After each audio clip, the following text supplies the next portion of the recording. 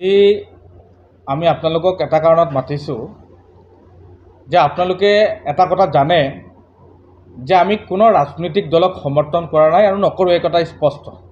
আমি আগৰ পৰা এইখিনি কথা কৈ আছোঁ, এতিয়াও কৈ আছোঁ।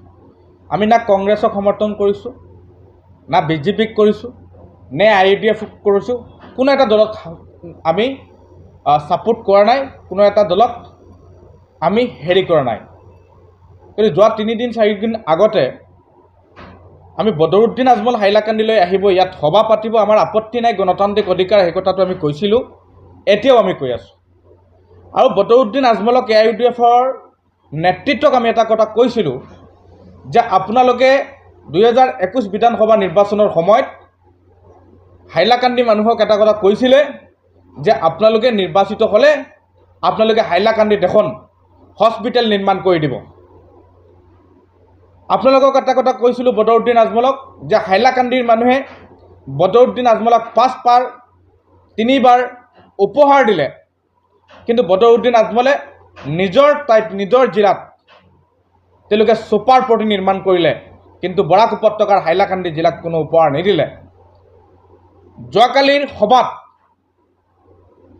বদৰুদ্দিন আজমল আৰু AIUDFৰ এগৰাকী শীৰ্ষ নেতা কৰিমউদ্দিন বৰবৰীয়া ডাঙৰীয়াই তেওঁলোকে জোৰ গলাৰে এটা কথা কৈছে যে হাইলাকান্দিত তেওঁলোকে 100 বেডৰ এখন হস্পিটেল নিৰ্মাণ কৰিবৰ কাৰণে তেওঁলোকৰ কোনোবা এজন বিধায়কে কাম কাজ সম্পূৰ্ণ কৰিছে। আৰু বদৰুদ্দিন আজমলে কৰিমউদ্দিন বৰবৰীয়া ডাঙৰীয়াই কৈছে যে বদৰুদ্দিন আজমলে বৰাক উপত্যকাৰ হাইলাকান্দিত 2026 বিধানসভা নিৰ্বাচনৰ আগে আগে তেওঁলোকে ছুপাৰ পৰ্টি নিৰ্মাণ কৰি দিব, সেই কথা তেওঁলোকে প্ৰতিশ্ৰুতি দিছে। আমি বদৰুদ্দিনক ৰাজনৈতিক ক্ষেত্ৰখনত বেয়া পাওঁ, বদৰুদ্দিনত ৰাজনৈতিক ক্ষেত্ৰখনত আমি ভাল নাপাওঁ। বদৰুদ্দিন এগৰাকী পণ্ডিত মানুহ, আৰু যোৱাকালি বদৰুদ্দিন আজমলে যিখিনি প্ৰতিশ্ৰুতি দিছে আমি ধন্যবাদ জনাইছোঁ, কৃতজ্ঞতা জ্ঞাপন কৰিছোঁ। আৰু তেখেতসকলক কৈছোঁ যে আপোনালোকে 26 বিধানসভা নিৰ্বাচনৰ আগত হাইলাকান্দিৰ 100 বেডৰ যিটো হস্পিটেলৰ কথাটো কৈছে, আপোনালোকে ইতিমধ্যে কাম কাজ সম্পূৰ্ণ কৰিছে, নিৰ্মাণৰ কাজ আৰম্ভ হ'ব। আপোনালোকে এইখিনি কাম কৰি দিয়াৰ কাৰণে আমি আপোনালোকক আহ্বান জনাইছোঁ, কৃতজ্ঞতা জনাইছোঁ। তাৰ লগে লগে ছুপাৰ পৰ্টি বৰাক উপত্যকাৰ ছাত্ৰ ছাত্ৰীসকলৰ কাৰণে অত্যন্ত প্ৰয়োজন আছে। আৰু এই ছুপাৰ পৰ্টি বৰাকৰ হাইলাকান্দি জিলাত নিৰ্মাণ কৰিবৰ কাৰণে কৰিমউদ্দিন বৰবৰীয়াই যিটো কথা দিছে, যিটো কৈছে, তাৰ কাৰণে কৰিমউদ্দিন বৰবৰীয়াক আমি ধন্যবাদ দিছোঁ। তাৰ লগে লগে কৰিমউদ্দিন বৰবৰীয়াক ক'ব খুজিছোঁ যে আপুনি যদি 2026 পিছত এই ছুপাৰ পৰ্টি আৰু হস্পিটেল নিৰ্মাণ কৰিব নোৱাৰে, তেনেহ'লে আপোনাকো হাইলাকান্দিৰ মানুহে আমি কমচে কম আপোনাক এৰি নিদিওঁ, সেই কথা আপোনাক সুকিয়ানি প্ৰদান কৰিছোঁ, সেই কথা আপোনাক কৈ দিব বিচাৰিছোঁ। হাইলাকান্দিৰ মানুহে একো কিন্তু ললিপপ নিবিচাৰে, কিন্তু আপোনালোকে যিটো কৈছে যে 2026 বিধানসভা নিৰ্বাচনৰ আগত হাইলাকান্দিৰ 100 বেডৰ হস্পিটেল নিৰ্মাণ কৰা হ'ব, কাম কাজ এই লোকসভা নিৰ্বাচনৰ পিছত আৰম্ভ হ'ব, আপোনালোকে আৰম্ভ কৰিবৰ কাৰণে আহ্বান জনাইছোঁ। ছুপাৰ পৰ্টি আৰু হস্পিটেল, স্বাস্থ্যৰ ক্ষেত্ৰত হাইলাকান্দিত হস্পিটেল এখনৰ অত্যন্ত প্ৰয়োজন আছে। আমি হাইলাকান্দিৰ মানুহ শিলচৰত যাব লগা হয়, হাইলাকান্দিৰ মানুহ গুৱাহাটীত যাব লগা হয়, কিন্তু হাইলাকান্দিৰ ক্ষেত্ৰত যি ভূমিকা আপোনালোকে ল'ব বিচাৰিছে, আপোনালোকে সেই ভূমিকা ল'বৰ কাৰণে আমি আহ্বান জনাইছোঁ। ছাত্ৰ ছাত্ৰীসকলৰ শৈক্ষিক শিক্ষাৰ পৰিৱেশ বৰ্তাই অনাৰ ক্ষেত্ৰত হাইলাকান্দিত বৰাক উপত্যকাৰ এখন ছুপাৰ পৰ্টিৰ প্ৰয়োজন আছে। গতিকে সেই ক্ষেত্ৰত আপোনালোকে যিটো পদক্ষেপ লৈছে, যিটো নিৰ্মাণ কৰি দিব বুলি কথা দিছে, সেই কথা ৰাখিবৰ কাৰণে আপোনালোকক আমি আহ্বান জনাইছোঁ। আৰু সেইখিনি কথা ঘোষণা কৰাৰ বাবে আমি আপোনালোকক ৰাজনৈতিক ক্ষেত্ৰখনত নহয়, আপোনালোকক ব্যক্তিগতভাৱে ধন্যবাদ আৰু কৃতজ্ঞতা জ্ঞাপন কৰিছোঁ। আৰু এটা কথা আপোনালোকক কৈছোঁ যে এইবাৰ যাতে আপোনালোকে কংগ্ৰেছ আৰু AIUDFে বুট বাগ নকৰে, তেখেতৰ কাৰণে আপোনালোকক আহ্বান জনাইছোঁ। আপোনালোকে দুটা দলে যদি বুট বাগ কৰে, তেতিয়াহ'লে বিজেপি ইয়াৰ পৰা জয়ী হ'ব। হাইলাকান্দিৰ মানুহে, কৰিমগঞ্জৰ মানুহে আপোনালোকক ক্ষমা নকৰে, সেই কথা আমি কৈ দিব বিচাৰিছোঁ। তাৰ লগে লগে এটা কথা কৈছোঁ যে আপোনালোকে যোৱা 3বাৰ 5বাৰ কৰি AIUDF ইয়াৰ পাছত নিৰ্বাচিত হৈছে, হাইলাকান্দিৰ মানুহে আপোনালোকক উপহাৰ দিছে, কিন্তু আপোনালোকে বদৰুদ্দিন আজমলে কালি যিহেতু খং কৰিছে, এটা কথা প্ৰমাণ হৈছে যে হাইলাকান্দি মানুহৰ প্ৰতি বদৰুদ্দিনৰ আস্থা আৰু বিশ্বাস আছে। কিন্তু তোমালোকৰ জনপ্ৰতিনিধিবিলাক, তোমালোকৰ নেতাবিলাকৰ যিটো বিশ্বাসঘাতকতা, প্ৰতাৰণা, কিন্তু সেই কথাবিলাক কালি জল পটপট হৈছে। বদৰুদ্দিনৰ মানুহ এগৰাকী পণ্ডিত ব্যক্তি, ধৰ্মপ্ৰাণ ব্যক্তি, তেখেতৰ লগত আমাৰ ৰাজনৈতিক ক্ষেত্ৰখনত, অৰাজনৈতিক ক্ষেত্ৰখনত কোনো কাজিয়া প্ৰসাদ নাই। গতিকে তেখেতক আমি আহ্বান জনাইছোঁ। কালি বদৰুদ্দিন আজমলে প্ৰমাণ কৰিছে যে আপোনালোকৰ ওপৰত খং কৰি যে আচলতে হাইলাকান্দি মানুহৰ লগত বদৰুদ্দিন আজমল আছে আৰু তেওঁ থাকিব বুলি মোৰ বিশ্বাস আছে। গতিকে আমি আহ্বান জনাইছোঁ যে আপোনালোকে যিখিনি প্ৰতিশ্ৰুতি কালি ফুলজাৰিয়াত ভাষণ দিছিলে যে ফুটাৰ ছুপাৰ পৰ্টি নিৰ্মাণ কৰা হ'ব 26ৰ আগত, সেই কথা আপোনালোকে মনত ৰাখিবৰ কাৰণে আহ্বান জনাইছোঁ। আপোনালোকে হাইলাকান্দি স্বাস্থ্যৰ ক্ষেত্ৰত 100 বেডৰ হস্পিটেলৰ কথা কৈছে। লোকসভা নিৰ্বাচনৰ পিছত আপোনালোকৰ কোনোবা বিধায়কে ইয়াত আনিছে, কাম কাজ আৰম্ভ হ'ব বুলি কৈছে। আমি আহ্বান জনাইছোঁ আপোনালোকে এইখিনি কাম কাজ কৰাৰ বাবে। আৰু হাইলাকান্দিৰ মানুহে এইখিনি কথাৰ ওপৰত আপোনালোকৰ ওপৰত আস্থা আৰু বিশ্বাস ৰাখিছে।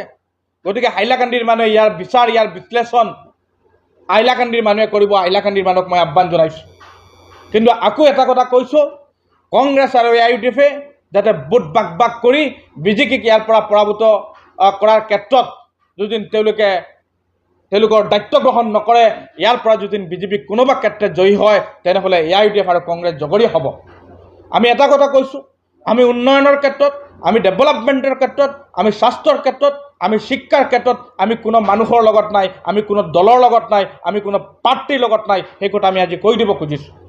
আৰু এটা কথা পুনৰবাৰ কৈছোঁ যে আমি হাইলাকান্দিৰ মানুহে উন্নয়নৰ কাৰণে আমি চিৰিয়াছ, ডেভেলপমেণ্টৰ কাৰণে আমি চিৰিয়াছ, উন্নতিৰ কাৰণে আমি প্ৰতিবাদ কৰি আছোঁ, আন্দোলন কৰি আছোঁ। ভিন্ন সময়ত জেলৰ ভাত খাব লগা হৈছিল।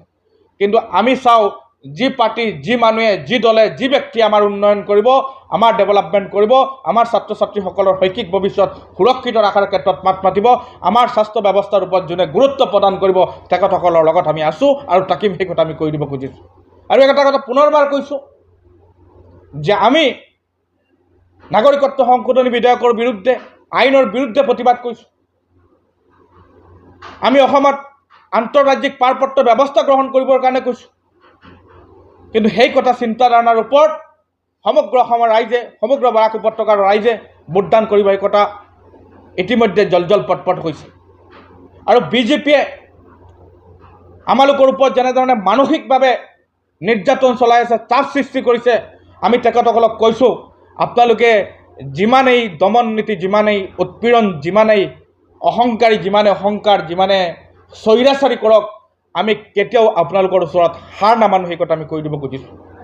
আমি আপোনালোকক বৰাক উপত্যকাৰ পৰা বিদায় দিবৰ কাৰণে কাম কৰি আছোঁ, বিদায় দিম, সেই কথা স্পষ্ট। কিন্তু আৰু এটা কথা কৈছোঁ যে আমাক বয় বাবুকি দেখুৱাই লাভ নাই। আমাক আপোনালোকে এটা কথা কৈছে যে আমি বিজেপি দলত যোগদান কৰিব লাগে, নহ'লে জেলৰ ভাত খাব লাগে। আমি এটা স্পষ্ট কথা, আমি বিজেপি দলত যোগদান নকৰোঁ, কোনোবা নেতাৰ ওচৰত শিৰ নত নকৰোঁ, সেই কথা কৈ দিব খুজিছোঁ। আমি জেলত যাবৰ কাৰণে প্ৰস্তুত আছোঁ, আপোনালোকে আমাক জেলত দিয়ক।